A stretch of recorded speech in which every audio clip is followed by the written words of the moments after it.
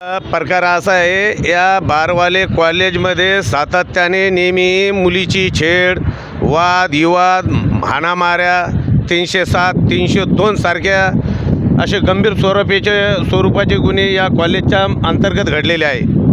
आणि जेव्हाही माझ्यासारखा एखादा कार्यकर्ता असेल, पोलीस कर्मचारी असेल, यांनी जर यांना CCTV फुटेजच्या संदर्भात विचारणा केली तर हे सरळ सांगतात की आमच्याकडे कॅमेरे नाही।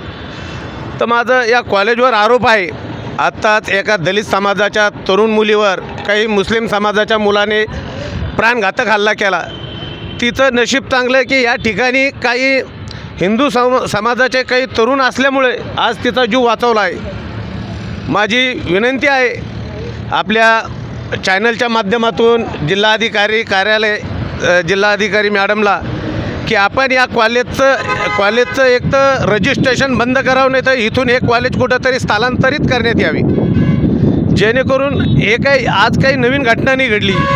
या अगोदर बी एक मर्डर झाला, या अगोदर 302 सारख्या घटना घडल्यात। म्हणून माझी अशी विनंती आहे शिक्षण प्रसारक मंडळाला की यांचं एक तर रजिस्ट्रेशन रद्द करावं किंवा या कॉलेजला इथून स्थलांतरित करण्यात यावा। नसता उद्या आम्ही लौहशस्त्र सेनेच्या वतीने व सकल हिंदू समाजाच्या वतीने हे कॉलेज बंद करण्यासाठी खूप मोठ्या स्वरूपाचं आंदोलन करू, एवढंच मी या ठिकाणी सांगतो।